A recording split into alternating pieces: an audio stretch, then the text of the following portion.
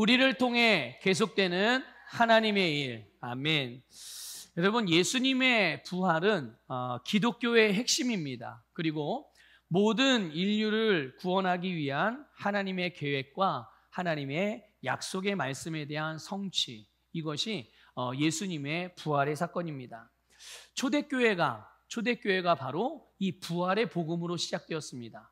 베드로를 비롯해서 예수님의 부활을 선포했던 사도들, 그리고 예수님의 여러 제자들, 또 그 성도들이 전했던 복음이 예수님의 부활의 복음이었습니다.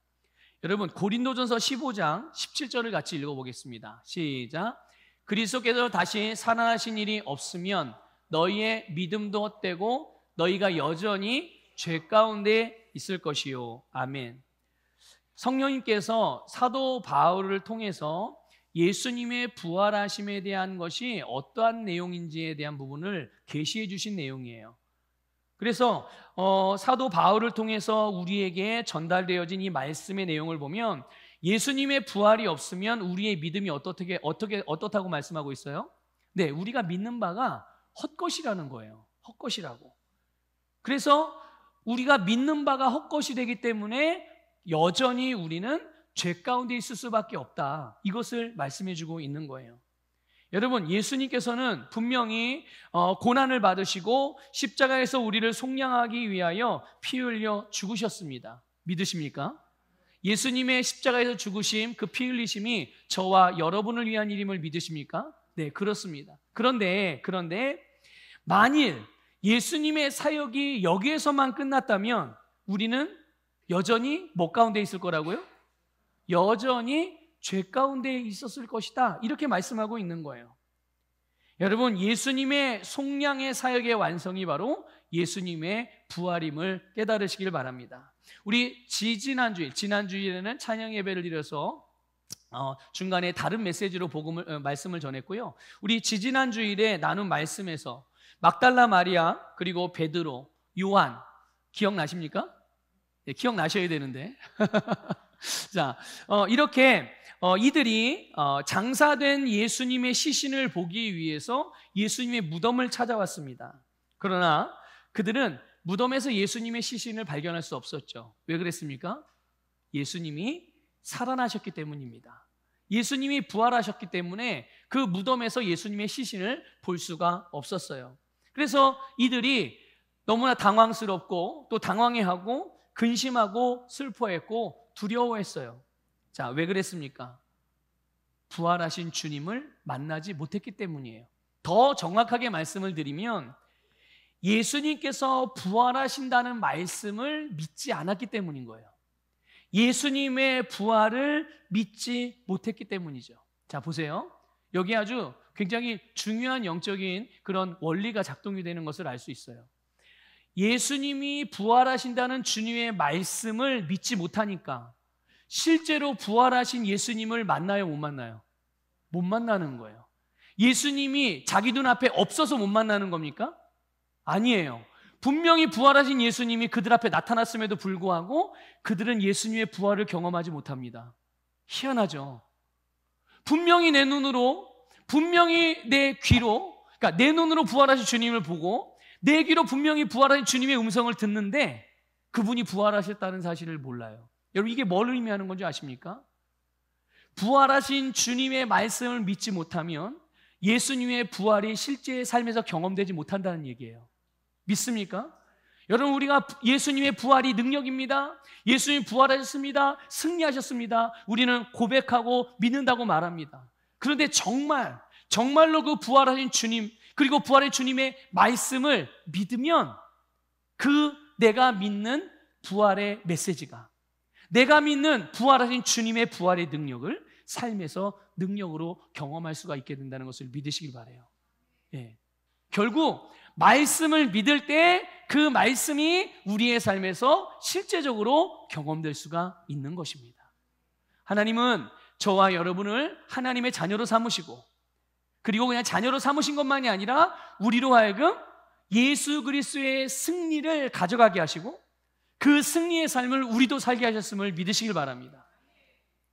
그런데 여러분, 이거는 허공에 외치고 그냥 바람에 날려가는 먼지와 같은 그런 의미 없는 그런 게 아니에요. 공허한 게 아니에요. 실제로 하나님이 우리에게 살게 하신 삶이라는 것을 믿으시기를 축복합니다. 여러분, 지금의 삶, 지금 보고 있고, 내가 지금 듣고 있고, 내가 지금 느끼고 있고, 내가 지금 경험하고 있고, 지금 내가 알고 있는 우리의 삶의 모든 것들을 하나님의 말씀과 연결시키지 못했던 거예요. 누가요? 마리아도 그랬고, 요한도 그랬고, 베드로도 그랬던 거예요. 그래서 실제로 모든 죄와 사망의 저주를 끊으시고, 심지어 사단의 모든 권세까지도 깨뜨리시고 부활하심으로 승리를 선포하신 그 예수님의 부활하신 주님을 그들이 보고 있지 못한 거예요. 만나지 못하고 그것들을 경험하고 있지 못하고 있는 것이죠. 여러분, 오늘 본문 말씀에서도요, 제자들은 막달라 마리아와 일부 제자들이 예수님이 살아났다라고 말을 들었어요. 그리고 나서 한 집에 다 모였거든요. 그런데 그 한 집에 모였을 때 이들의 마음이 어땠다는 것을 성경이 말씀해 주고 있습니까? 그들이 유대인을 두려워했다고 그랬어요. 그 두려움의 징표로 어떻게 했죠? 이들이 온갖 문이란 문은 다 꽁꽁 걸어 잠갔습니다. 자기들이 거기에 모여 있는 거를 들키면 안 돼요. 자기들이 예수님의 제자라는 정체가 밝혀지면 안 돼요. 그래서 모든 현관문도 걸어 잠고 창문도 걸어 잠고 아무도 밖에 자기들이 그 안에 있는 걸 몰라보게끔 그렇게 모든 문들을 다 걸어 잠그고 숨어 있었어요. 여러분, 우리는 이 상황을요, 한번 좀 상상력을 펼쳐서 여러분의 상상력을 사용해서 한번 그림을 그려보면 좋을 것 같아요. 여러분의 생각 속에 그런 상황을, 지금 이 상황을. 자, 예수님이 부활하셨잖아요. 믿습니까? 그 부활하신 예수님, 죄와 사망의 저주와 마귀에 대하여 승리하신 예수님이십니다. 그리고 그들은 유대인들을 너무 두려워해서 모든 문을 걸어 잠그고 숨어 있었는데, 아니, 거기에 누가 나타나셨어요? 네, 부활하신 예수님이 나타나신 거예요. 자, 상상해 보세요. 근데 그분을 알아봐요, 못 알아봐요? 못 알아봅니다. 못 알아봐요. 너무 좀 말이 안 되는 상황 아니에요? 그런데 여러분, 이 예수님의 제자들이요, 예수님의 부활은 믿지 않고 계속 어디에 생각과 마음이 머물러 있어요? 아까 고린도전서 15장 17절 읽었잖아요. 그 말씀대로 죽으신 예수님만 생각하고 있어요. 십자가에서 죽으신 예수님만. 그러면 예수님의 부활에 대하여 믿고 있어요? 안 믿고 있어요?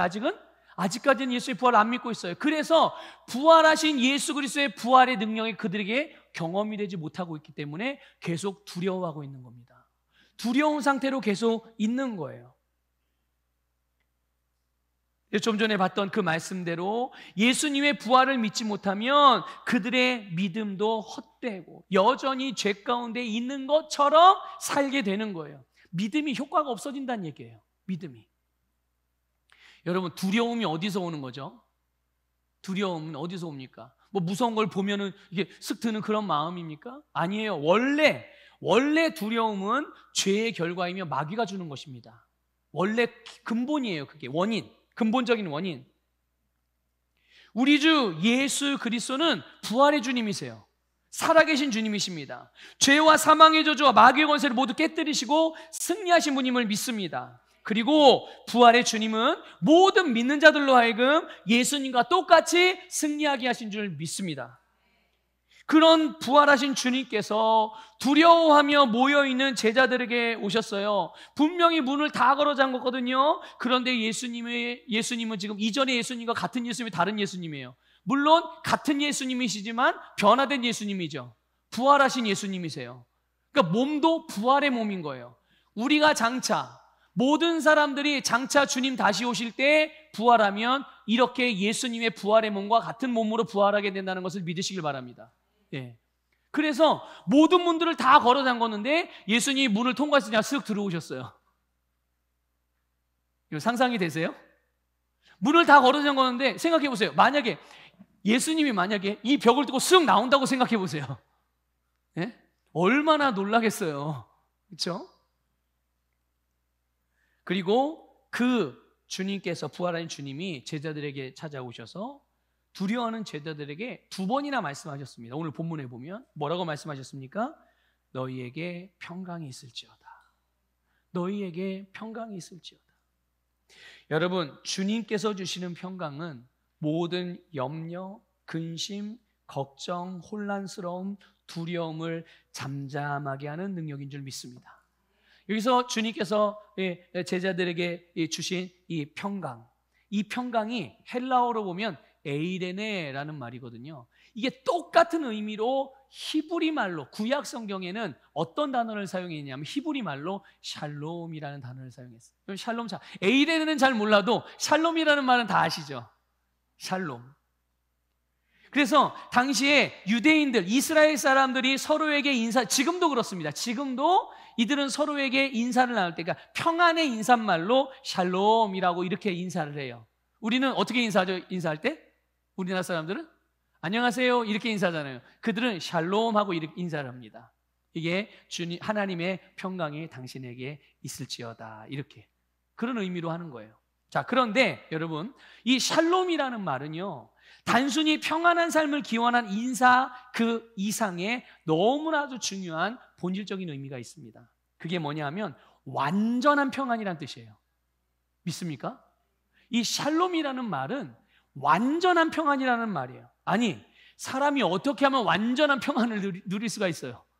과연 이 세상에 어떤 것으로 우리의 심령과 우리의 삶을 완전하게 평안한 삶이 되게 만들어줄 수 있을까요?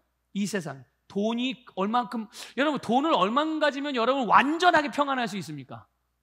가능한 일이에요? 여러분, 누군가로부터 사랑을 받아요. 얼만큼 사랑을 받으면 여러분들은 완전한 평안 가운데 거할 수 있겠습니까? 이 세상에 속한 것으로는 사실 진짜 우리가 완전하게 평안을 얻거나 그걸 누린다는 것은 불가능한 일이거든요. 그런데 하나님께서 우리에게 샬롬을 주셨어요. 믿습니까? 여러분, 이 세상의 것으로는 불가능한, 오직 하나님께만 가능한 평안이 바로 이 샬롬의 평안이에요. 조금 더 풀어서 말씀을 드리면, 그래, 이 샬롬이라는 말은, 이 샬롬은 하나님의 사랑과 능력 안에서 최상의 상태로 살아가는 삶을 말하는 거예요. 하나님의 사랑과 그분의 능력 안에서 최상의 상태로 살아가는 삶, 그런 모습이 바로 이 샬롬의 상태거든요. 하나님 나라의 모든 복으로 충만한 상태가 샬롬의 진정한 의미라는 것을 기억하시길 바랍니다. 자, 부활하신 예수님께서 이런 의미의 샬롬을, 이런 의미의 평안을, 이런 의미의 에이레네를 두려워하고 있는 이 제자들에게 주셨다는 거예요. 믿습니까? 여러분, 하나님의 사랑, 또 그 하나님의 능력 안에서 최상의 상태로 살아가면서 하나님 나라의 모든 복으로 충만하게 살아가는 것이 바로 예수님이 십자가에서 죽으시고 다시 살아나심으로 우리에게 이루어지게 하신 줄 믿으시기를 주님의 이름으로 축복합니다. 예수님께서 십자가에 달려 돌아가실 때 마지막에 숨을 거두시기 직전에 예수님께서 선포하신 말씀이 있어요. 그게 뭐죠? 다 이루었다. 다 이루었다. 바로 이 샬롬이 우리에게 임하게 하신 이 놀라운 선포인 거죠. 여러분, 일반적으로 평강 이렇게 말하면 어떤 이해를 갖냐면 마음의 어떤 평정심을 찾는다든지 평정심을 갖는 거다든지 아니면 평안한 느낌, 스트레스가 없는 것, 이런 것과 같이 감각 내지는 생각이나 마음의 영역에 속한 것이라고 생각을 합니다. 그런데 여러분, 지금 오늘 예수님께서 주시니 평안할지어다라고 말씀하신 주님이 주시는 평강, 주님이 주시는 평안은 이렇게 감각에 속해 있는 게 아닙니다. 감각의 영역에 속해 있는 게 아니에요. 혼이나 감각의 영향에서 시작되는 것이 아니고 거기에 속한 것도 아니고 바로 영에 속한 것이며 영적인 것입니다. 이게 무슨 말이냐? 그래서 여러분, 평안은요, 주님이 주시는 평안은 느끼는 것이나 정신력으로 얻어낼 수 있는 게 아니에요. 내 정신력을 다 동원해가지고 집중해가지고 평안해야지, 평안해야지, 평안해야지, 평안해. 이래서 평안해지는 게 아니라고요. 주님이 주신 평안은 그런 평안이 아닌 거예요. 평안은 오늘 예수님께서 말씀하잖아요. 평안할지어다. 평안을 누가 줍니까? 네, 주님께서 주시는 거예요. 믿습니까? 여러분 어떻게 구원을 받으셨죠? 구원을 주셨기 때문에 받은 거예요. 자, 그러면 단순하게 어떻게 받으셨어요? 그 구원을. 여러분 어떻게 구원을 받으셨나요? 예수님이 주신 구원의 복음을 믿음으로 받았습니다. 어려웠나요 혹시?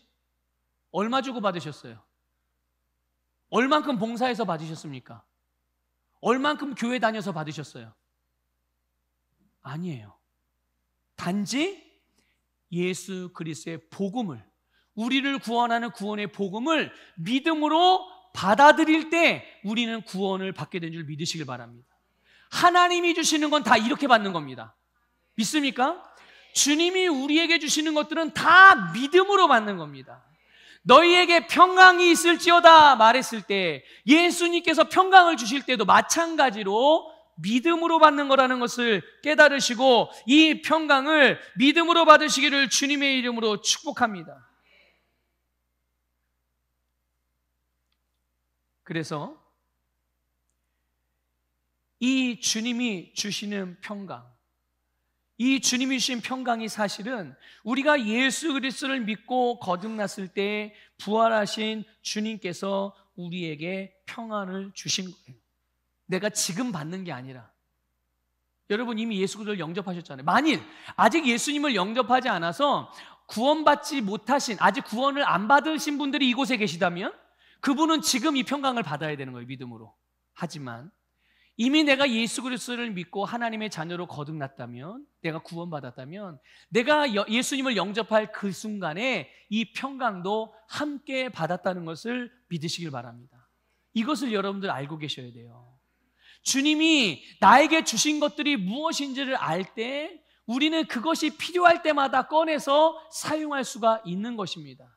근데 내가 가지고 있는 걸 몰라요. 근데 그걸 사용할 때가 됐어요. 근데 난 없는 거라고 생각을 하죠. 난 없다고 생각을 하죠. 그럼 어떻게 해야 돼요? 없으니까 그걸 찾아야 되겠죠, 어딘가에서. 그러면 시간도 그만큼 걸리고 또 이미 가지고 있는데 또 그걸 어디서 얻습니까?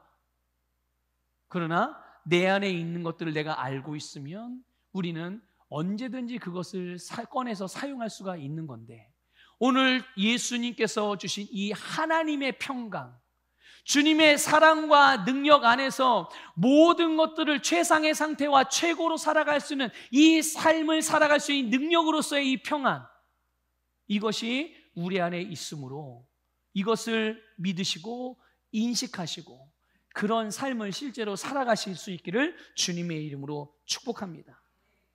그래서 여러분, 이 평안은 어떤 상황이나 환경이나 또는 어떤 기분이나 느낌이나 몸의 어떤 호르몬 작용 이런 것들과 상관없이 하나님이 우리에게 주시는 것이고, 우리의 인생, 삶의 목적, 우리의 사명, 우리 가치관, 우리의 믿음, 우리의 중심, 태도, 성품, 말, 행동, 어떤 영역에서도 흔들림이 없이 우리로 하여금 예수님과 같이 살 수 있게 하는 능력, 이것이 하나님이 우리에게 주신 평강입니다. 자, 고백해 봅시다. 나는 주님의 평강을 받았습니다. 내 안에 그 평강이 있습니다. 아멘, 아멘. 여러분 이거를 어떻게 그럴까요? 아직 나는 못 느껴지겠네. 자꾸 느끼려고 하지 말라니까요. 물론 그게 느껴질 수도 있겠지만 그게 원래 감각에 속한 게 아니에요. 그렇기 때문에 우리의 영으로부터 흘러나오면 느껴질 수도 있는 겁니다. 안 느껴질 수도 있고요. 그렇지만 중요한 거는 우리의 심령으로부터 흘러나오게 되는 것임을 깨달으시길 바랍니다. 이거 여러분 언제 알 수 있는지, 이미 여러분들은 이거를 경험을 해도 많이 경험을 하셨어요. 내가 그게 그런 거였나? 그게 그건지 몰라서 그런 거지. 자, 한 가지 예를 들어볼게요. 여러분, 기도를 깊이 해보신 분들이 계시죠? 30분, 1시간, 2시간씩 여러분 기도를 막 열렬히 해보신 경험들이 아마 있으실 거예요. 이런 거, 은혜 충만해져 보신 적이 있으시죠? 성령 충만해져 보신 적이 있으시죠? 지금은요? 지금도 우리는 은혜로 충만하고 성령으로 충만한 줄 믿습니다. 자, 그런 기도를 충분히 하고, 여러분 하나님 앞에 정말 기도하기 전에는 너무 마음이 어둡고 불편하고 힘들고, 그래서 하나님께 매달리고 기도합니다. 열심히 기도, 10분 기도하고 20분 기도하고 30분 기도하고 1시간 기도하고 2시간 동안 열렬히 기도를 해요. 여러분, 그렇게 열렬히 기도할 때 하나님의 은혜가 충만해지잖아요. 맞죠? 성령으로 충만해지잖아요. 혹시 그럴 때 두려움이 있었던 적 있으신가요? 한번 생각해 보세요. 기도를 시작할 때는 두려움이 있을 수 있어요. 그런데 기도를 충분히 하고 났을 때 여러분 혹시 마음에도 여전히 두려움이 있었던가요? 은혜와 성령으로 충만할 때 여러분 혹시 걱정과 근심과 염려 때문에 아무것도 못할 것 같아 막 답답하고 막 그러셨던가요? 아무도 그러신 분 없을걸요? 단 한 사람도. 왜 그렇습니까? 왜 그렇죠? 그게 바로 하나님이 우리에게 주신, 주님이 우리에게 주신 하나님 안에서의 완전한 상태를 우리가 그런 그 기회들을 통해서 우리가 경험하고 있는 거예요. 그런데 기도하고 일어나서 직장으로 가고, 기도하고 일어나서 설거지하고, 기도하고 일어나서 누군가를 만나러 가고, 그러면 다시 어떻게 되죠? 다시 걱정이 들고 어두운 마음이 들고 또 두렵기도 하고 겁도 나고 이런 것들도 경험하게 돼요. 자, 그러면 성령으로 충만하지 않아서 그런 겁니까 그게? 아니에요. 내게 은혜가 없기 때문에, 하나님의 은혜가 딱 차단이 끝나서 그렇습니까? 아니에요. 내 생각과 마음의 초점이 다른 것에 향했기 때문에 그런 거예요.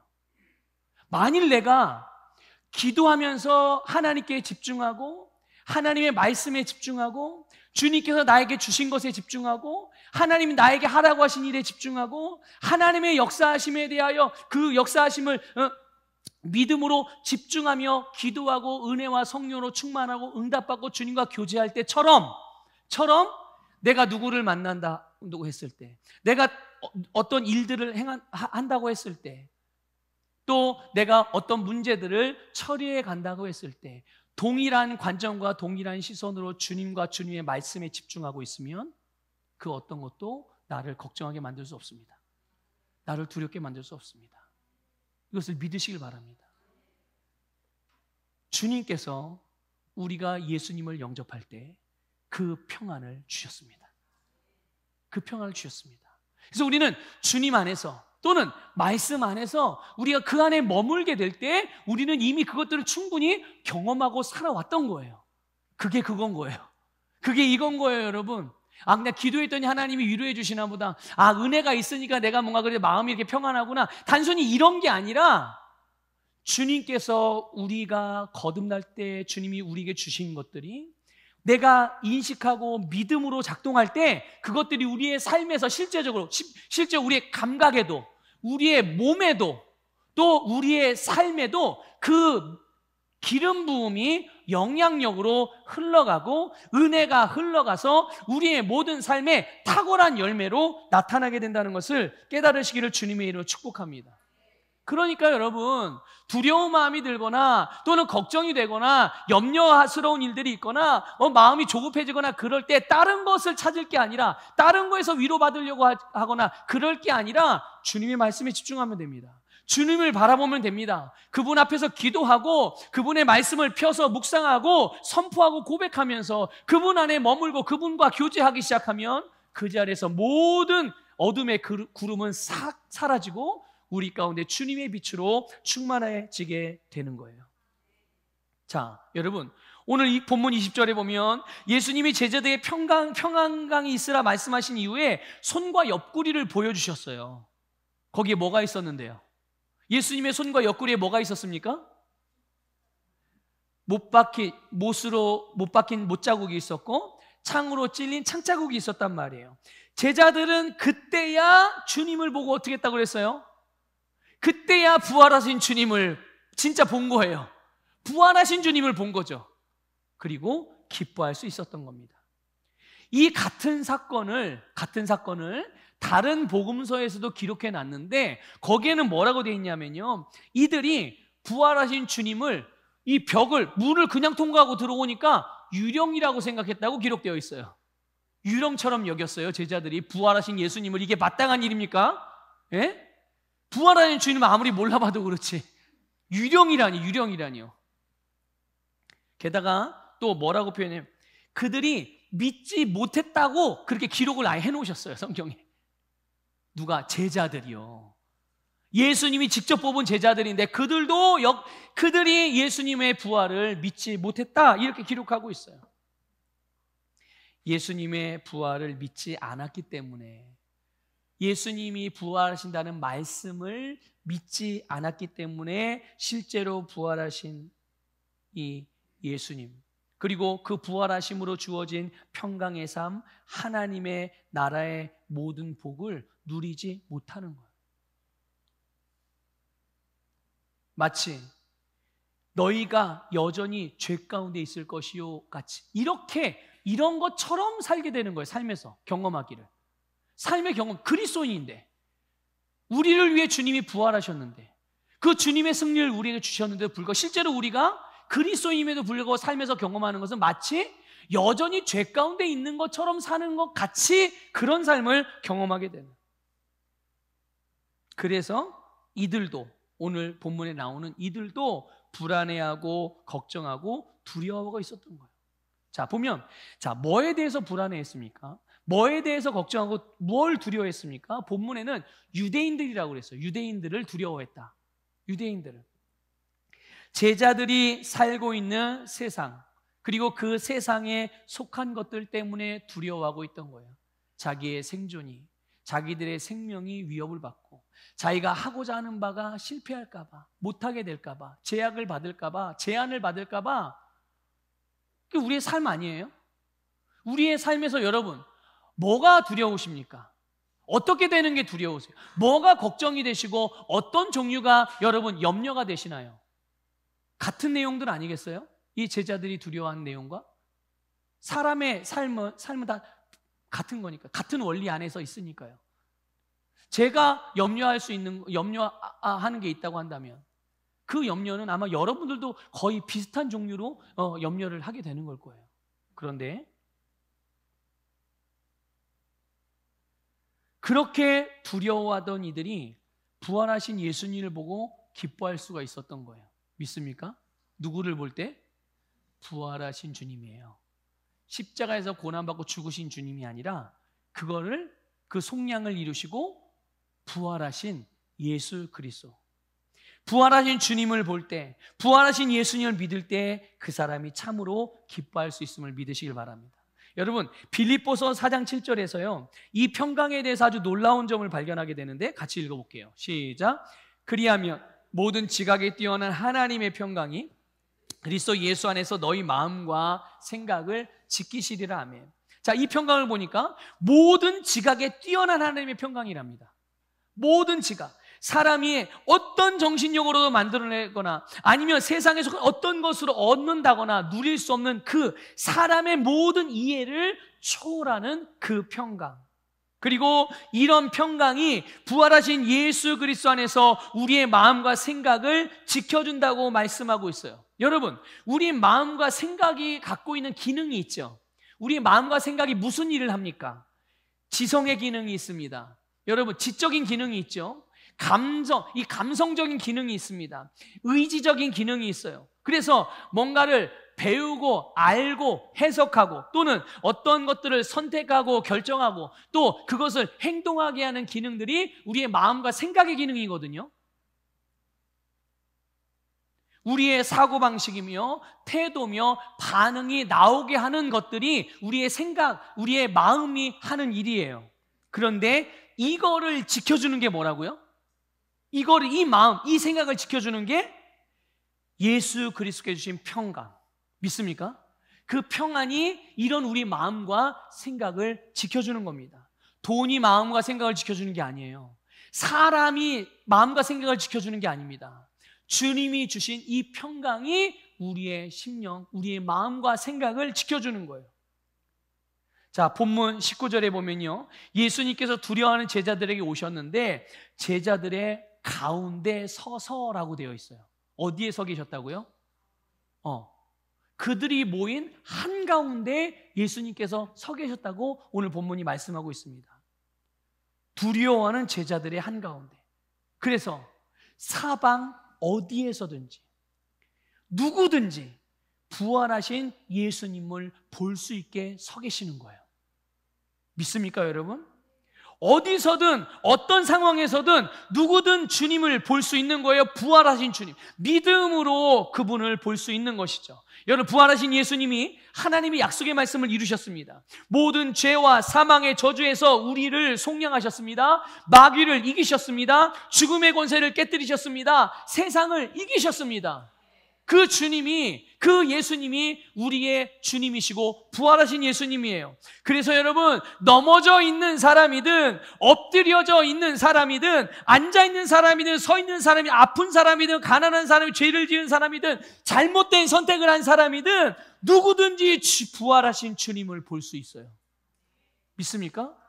눈을 들어서 믿음으로 누구든지 주님을 볼 수 있고요. 그리고 그분께서 주신 평강을 믿음으로 받을 수가 있는 것입니다. 여러분, 믿음으로 그 부활하신 주님을 바라보시기를 주님의 이름으로 축복합니다. 자, 21절인데 본문 21절 같이 읽을게요. 예수께서 또 이르시되 너희에게 평강이 있을지어다. 아버지께서 나를 보내신 것 같이 나도 너희를 보내노라. 아멘. 자, 이제 여기부터 잘 말씀을 들으셔야 됩니다. 물론 그전에도 잘 들으셨겠지만 더 집중해서 잘 들으세요. 아주 중요한 것들을 말씀을 드릴 거예요. 방금 전까지만 해도 예수님의 부활을 믿지 못한 채로 세상이 두렵고 무서워서 벌벌 떨면서 아직 닥치지도 않았어요. 이게 닥칠지 안 닥칠지도 몰라. 그런데도 이런 닥치지도 않은 일들 때문에 걱정하면서 숨어있던 제자들. 그런데요, 놀랍게요, 예수님께서 그들이 두려워하는 세상으로 보냅니다. 이해가 되세요, 여러분? 그들이 걱정하고 염려하고 불안해하고 두려워했던 그 세상을 향해서 예수님께서 내가 너희들을 보낸다, 이렇게 말씀하고 있어요. 여러분, 기억하십시오. 세상은 두려워하는 대상이 아니라 다스리고 정복해야 되는 대상임을 믿으시기를 축복합니다. 여러분의 심령 속에 이것이 분명하게 세워져 있어야 돼요. 여러분, 세상에 있는 것들과 세상과 세상에 속해 있는 것들은 우리가 걱정하고 염려하고 두려워해야 될 대상들이 아니라 우리가 다스리고 정복하고 승리해야 되는 대상들임을 믿으시기를 축복합니다. 그래서 제자들에게 사명을 주신 거예요. 무슨 사명입니까? 하나님께서 예수님께 주신 사명이에요. 다시 말씀드릴게요. 예수님이 제자들에게 사명을 주셨어요. 근데 그 사명이 어떤 사명이냐면 하나님이 예수님에게 주셨던 사명과 똑같은 사명을 주신 거예요. 그 사명이 뭡니까? 복음을 전파하고 영혼을 구원하는 거예요. 이거 조금 다른 말로 표현해 볼까요? 세상을 정복하고 다스리고 승리하는 사명을 주셨다는 것을 믿으시기를 축복합니다. 자, 그런데요, 그 사명, 그 일만 준 게 아니에요. 그 일만 준 게 아니라 하나님께서 예수님에게 주신 권위와 권세가 있어요. 그런데 그것과 똑같은 권위와 권세를 제자들에게 똑같이 주시면서 똑같은 일을 하라고 파송하신 것을 기억하시길 바랍니다. 이 위대한 사명의 위임이 예수님께서 십자가에 죽으시기 전에 하셨던 제자들을 위한 중보기도에 대한 응답이자 성취입니다. 예수님은 이미 이 일에 대하여, 예수님 십자가에 돌아가시기 전에 이 일에 대해서 이미 중보기도 하셨어요. 제자들을 위해서. 그리고 앞으로 예수님을 믿게 될 우리들을 위해서까지도 예수님이 이미 요한복음 17장에서 중보기도 하셨습니다. 한번 볼까요? 8절, 14절, 16절, 18절인데요. 이게 이 부분만 끊어서 좀 볼게요. 같이 읽어볼게요. 시작. 나는 아버지께서 내게 주신 말씀들을 그들에게 주었사오며 내가 아버지의 말씀을 그들에게 주었사오매 내가 세상에 속하지 아니함 같이 그들도 세상에 속하지 아니하였나이다. 아버지께서 나를 세상에 보내신 것 같이 나도 그들을 세상에 보내었고. 아멘. 이게 예수님께서 십자가에 달려 돌아가시기 전에 하나님 앞에 제자들과 앞으로 믿게 될 교회를 위하여 중보하신 내용인데, 그것이 오늘 본문 말씀에서 이루어지게 됐음을 믿으시기를 축복합니다. 하나님에게 가장 중요한 일이 뭡니까? 하나님에게 있어서 가장 중요한 일, 복음으로 말미암아 모든 영혼을 구원하는 게 가장 중요한 일입니다. 자, 그러면 예수님께 가장 중요한 일은 뭘까요? 그러면 예수님께 가장 중요한 일, 똑같죠. 왜냐하면 하나님이 예수님에게 그 일을 맡겼으니까.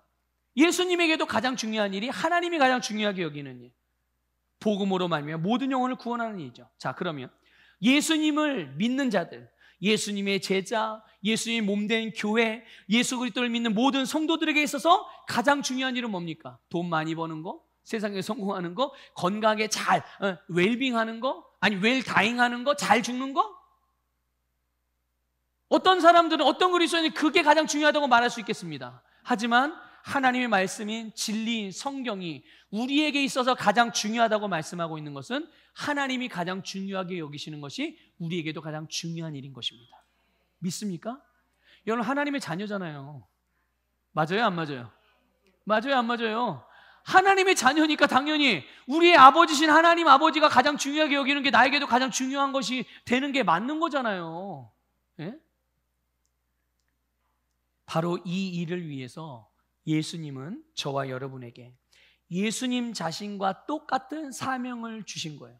여기서 여러분, 우리가 아주 중요하게 믿고 중요하게 인식해야 되는 부분이 있는데, 예수님이 말씀하시기를 아버지께서 나를 보내신 것 같이라고 말씀을 하셨어요. 제자들에게 아버지께서 나를, 그러니까 하나님이 예수님을 보내신 것 같이.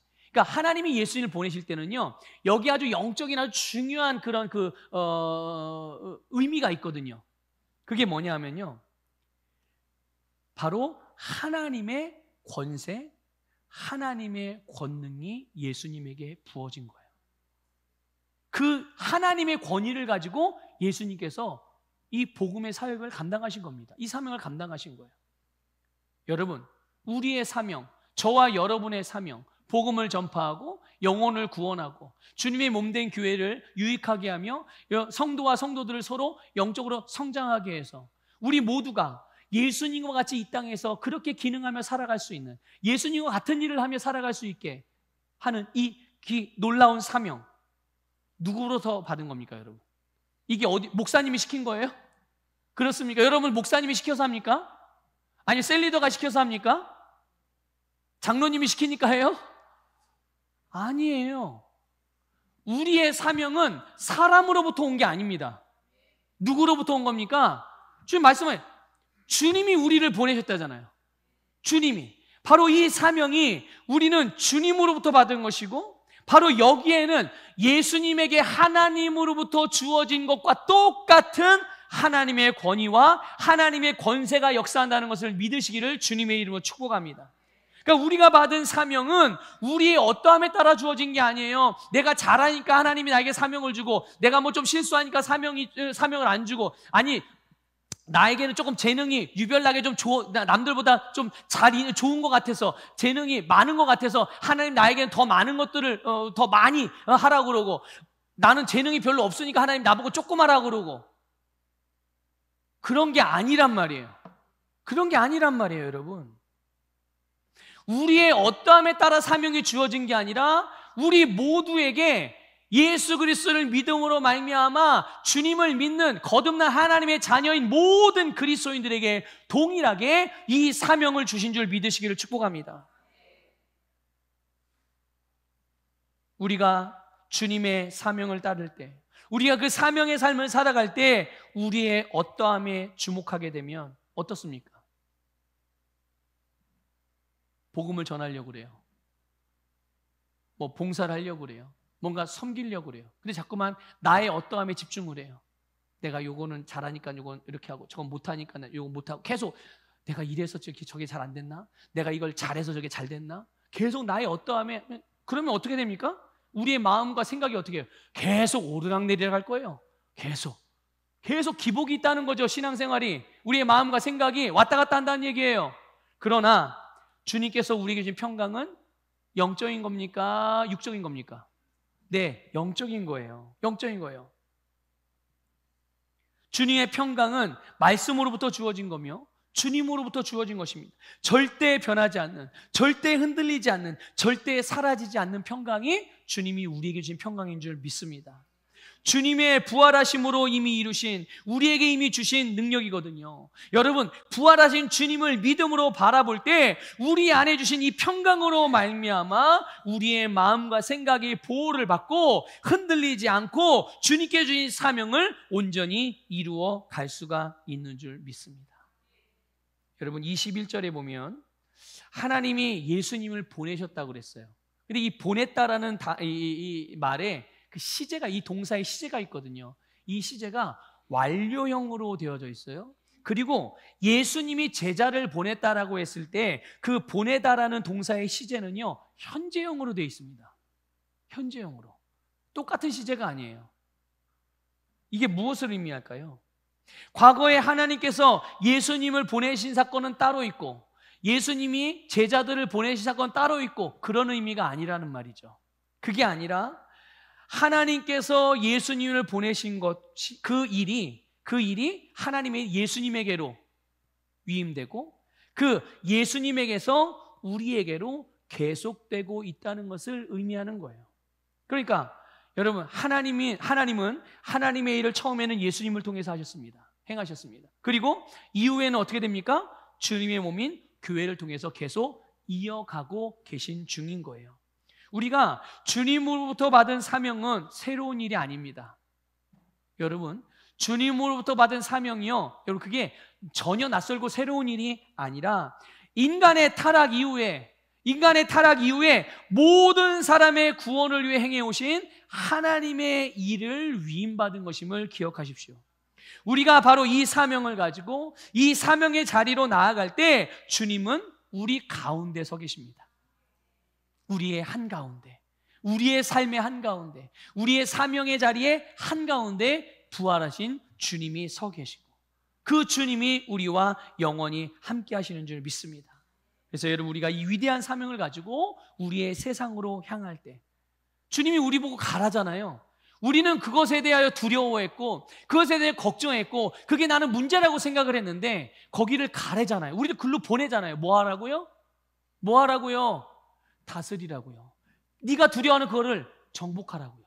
네가 두려워하고 걱정하고 염려하는 그것에 대하여 승리하라고. 그것을 차지해서 그것이 하나님의 다스림을 받을 수 있도록 하나님의 나라가 거기가 되게 하기 위하여 주님께서 우리를 보내신 줄 믿으시기를 주님의 이름으로 축복합니다. 우리를 보내주신 주님이 우리와 함께 하시는 줄 믿습니다. 우리는 절대로 혼자 가는 것이 아니고 우리의 힘으로만 행하는 것이 아닙니다. 주님께서 부활하심으로 이루신 바로 우리의 평안이 그것들을 이루어지게 하죠. 또 그것만이 아닙니다. 오늘 본문 22절에서 말씀하신 대로 성령의 능력으로 하나님이 우리에게 주신 새로운 생명, 이 부활의 생명의 능력이 우리의 사명의 자리에 나타나게 한다는 것을 믿으시기를 축복합니다. 여러분, 그래서 말씀을 정리할게요. 우리가 복음을 전파할 때, 여러분이 사랑을 나눌 때, 여러분이 축복의 말들을 할 때, 여러분이 필요를 따라서 나누어 줄 때, 여러분이 말씀을 따라 행동하고 그렇게 섬기고 그렇게 봉사할 때, 그럴 때 여러분 자신의 체면이나 여러분의 자존심이나 여러분의 어떠함을 따라서 행하지 말고 여러분을 보내신 분의 이름으로 행하십시오. 여러분의 보내신 그분의 권세로 행하십시오. 그분의 권위를 가지고 행하시기를 축복합니다. 여러분을 통해서 하나님의 은혜, 여러분을 통해서 성령의 기름 부음이, 여러분을 통해서 생명과 구원의 영향력이 여러분이 하나님의 말씀을 따라 행하는 만큼 나타나게 되는 거예요. 하나님의 일은 오늘도 계속되고 있습니다. 믿습니까? 간절히 바라는 것은 이 위대하고 놀라운 하나님의 일이 여러분을 통해서 계속되게 행하십시오. 계속되게 하십시오. 여러분의 세상에, 여러분의 삶의 자리에 계속 이어지게 되기를 주님의 이름으로 축복합니다.